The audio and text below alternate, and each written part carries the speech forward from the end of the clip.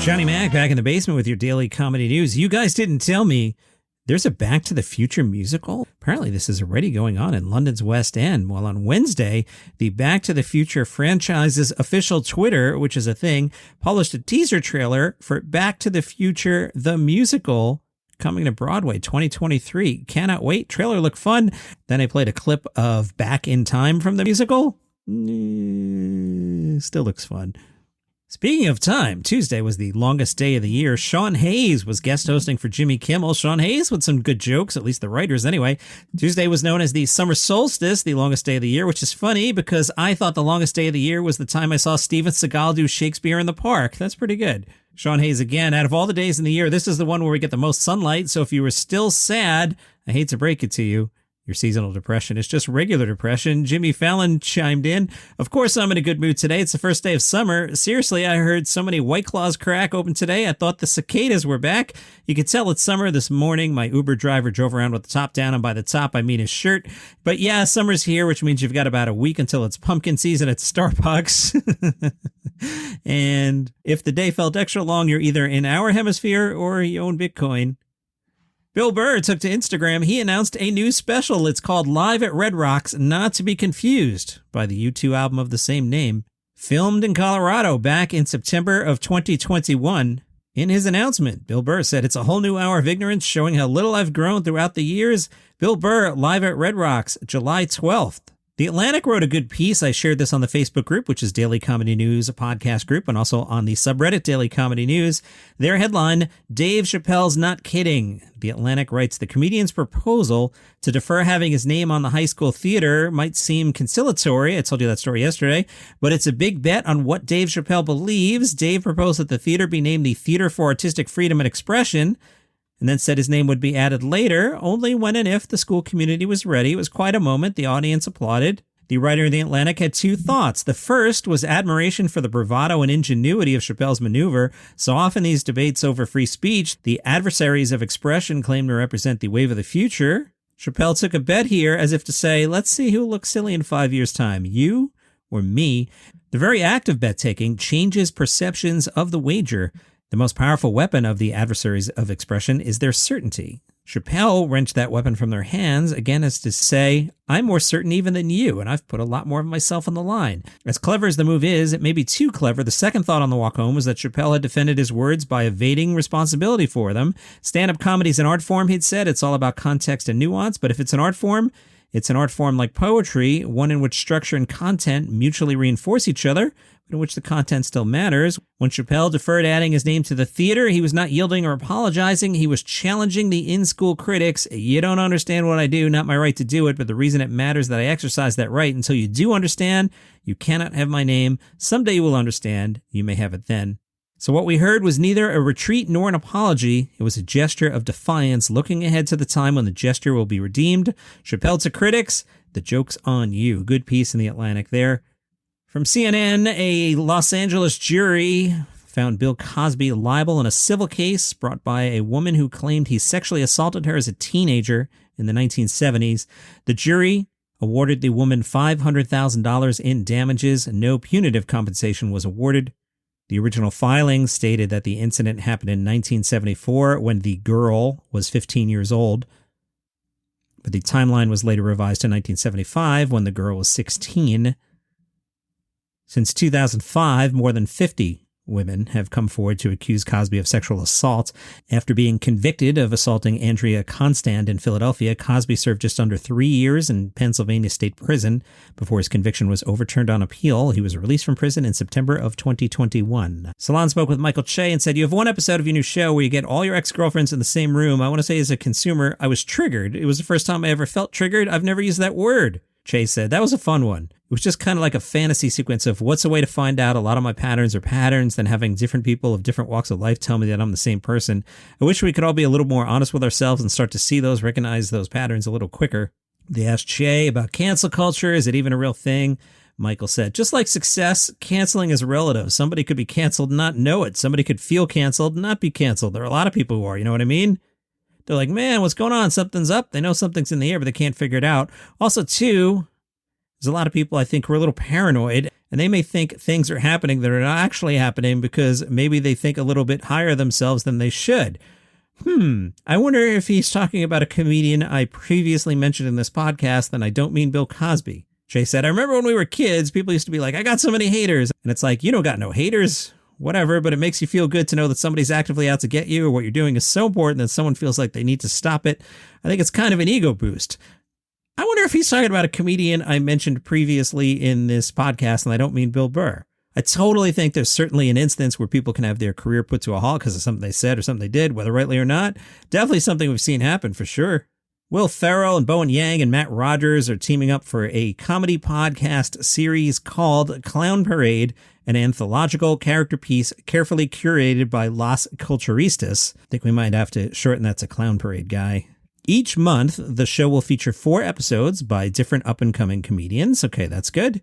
The roster of comedians curated by the gang include Greta Titelman, Martin Urbano, Rekha Shankar, Chris Burns, Desi Domo, Raphael Chestang, Millie Tamarez, Sarah Smallwood Parsons, Steve Hahn, and Sudie Green. Will Ferrell in a statement said, I'm really thrilled to have had a chance to help promote these innovative comedy voices through the launch of Clown Parade. I can't thank Matt and Bowen enough for seeing something in me that I didn't see in myself.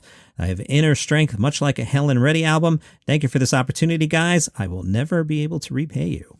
Kevin Hart's got a new gig.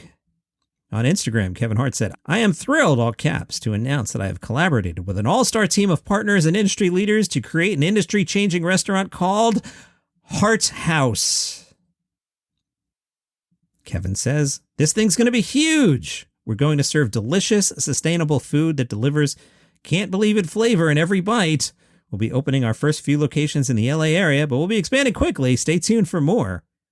Hart House will feature 100% plant-based burgers, chicken sandwiches, salads, chicken nuggets, fries, tater tots, and milkshakes that are completely free of hormones, artificial colors, preservatives, and high fructose corn syrup. The first Hart House will open in the LA neighborhood of Westchester later this summer. Second location yet to be determined.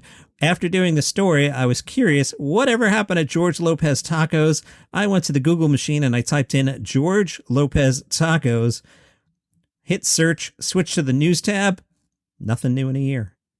So if you heard yesterday's episode, you know I got stuck at the airport. I finally got home and I got a nice greeting from the dogs. The dogs were happy to see me, especially the big fat one. And I was like, is this love or do you want food? It was a little both. It was a little more love than food, but he'll always take some food. So I hooked him up with some Sundays for dogs.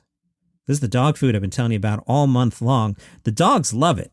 Sundays for dogs, created by a vet. Fresh dog food, shelf stable, affordable.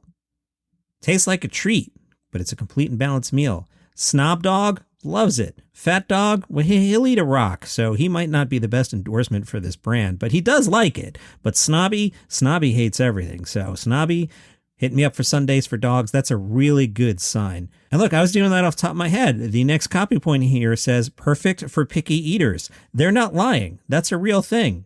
Real, raw, whole food ingredients, air-dried for superior nutrition, taste, and convenience. All natural, easy to serve, easy for dogs to eat, made in the USA. I'm telling you, Snobby the dog loves it. Fat dog, like I said, he'll eat a rock. Your dog deserves tasty, healthy, real food, not kibble.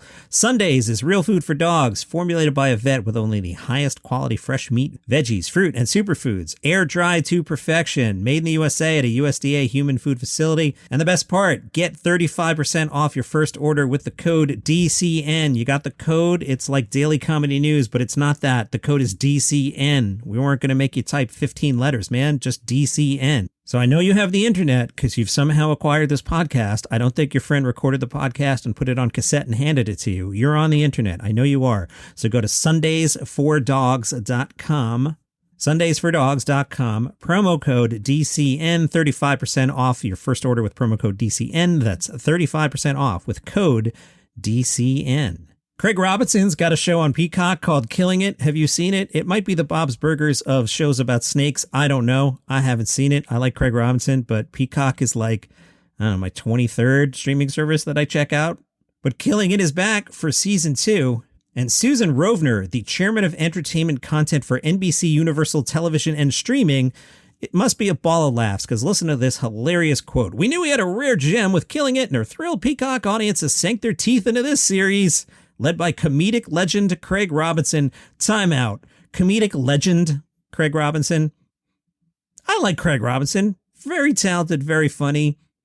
He's the 8th guy on The Office. We're not talking about George Carlin here, Susan Rovner, chairman of entertainment content for NBC Universal Television and Streaming. Come on, comedic legend? Stop. More quotage. "We can't wait to tell more twists and turns of one person's hilarious, persistent pursuit of the American dream." How many P's did I pop there? "From the incomparable creative minds of Dan Gore and Luke Del Tredici and our partners at UTV." Got to get the agents in there. "As Peacock continues to be a home for unique, thought-provoking, and humor-filled comedies." If that doesn't make you want to watch Killing It, I don't know what kind of quote from an executive would. On Netflix today, Best of the Festival, highlights from throughout the 11-day event. Netflix, I haven't even watched Obi-Wan yet, man. Dial it down with the comedy specials. 1 a week is plenty. You put out 2 just today, but Johnny Mac, you only mentioned 1. Well, let me finish the story, will ya? Comedian Paul Virzi is coming out with his first Netflix special today. It's called Nocturnal Admissions. I'm going to be equal opportunity critic here. You know how I said Amy Schumer's, whatever it is, Hortor, whatever, I said that was a dumb title? Nocturnal Admissions? Dumb title. You're better than that, Paul Virzi. Paul takes the stage to spill on awkward drugstore runs, his obsession with crime shows, and why his wife sabotaged his fitness goals. He also talks about how his dad explained that he was getting divorced to Paul and his brother. That's so sad. In Minneapolis today, Chris Rock. Have you heard of him? He was slapped once by Will Smith. He's kind of famous. He's at the Minneapolis Comedy Festival. And if you can't make that, head on over to Denver. The 3rd annual Denver Fringe Festival starts today, runs through the 26th. More than 40 original performances at 12 venues. This year's festival includes a cabaret show called Josephine, a one-woman show about the life of Josephine Baker that has toured the globe and been performed off-Broadway. There's an immersive theater production called Un/Packing, in which one actor plays 20 characters and involves the audience in a choose-your-own-adventure to determine the course of the plot. There are local Cirque du Soleil-style circus troupes that will delight audiences, and a free Kids Fringe mini-fest that includes performances and workshops for children. Denver Fringe tickets are just $15 per show. Most performances are less than an hour. 2 of the venues are traditional theaters. The rest include unconventional spaces such as an art gallery, a photo studio, and several breweries. Guess which ones I would hit, but I'm not there. And from Yahoo, Britain's Got Talent winner Axel Blake defends an Amazon comedy special. Yeah, seems that he won Britain's Got Talent, and then people are like, you have an Amazon comedy special. You're not like an amateur, dude. What's going on? Axel Blake said, "I put that show on myself, and I put my money where my mouth is, and I achieved that. That's the thing. It looks like, oh my gosh, it's Amazon Prime, but if they saw the back end, it didn't look like that financially. All the stress, I had to borrow money from people. After all that, Amazon picked it up. It wasn't for Amazon Prime. I didn't know they were going to pick it up, and that was like a year later." Blake was defended by Simon Cowell, who said, "I know you got a bit of stick in the media. It's a fix because you've been on another show. That's the whole point of shows like this, that you give someone another chance." And that's your comedy news for today. Follow the show for free on Apple Podcasts or Spotify. You can also support the show by becoming a premium subscriber on Apple Podcasts, $5 a month. You get the episodes ad-free and early releases. Head on over to the Apple Podcast app. They'll show you how that all works, or you can buy me a coffee.com/dailycomedynews. See you tomorrow.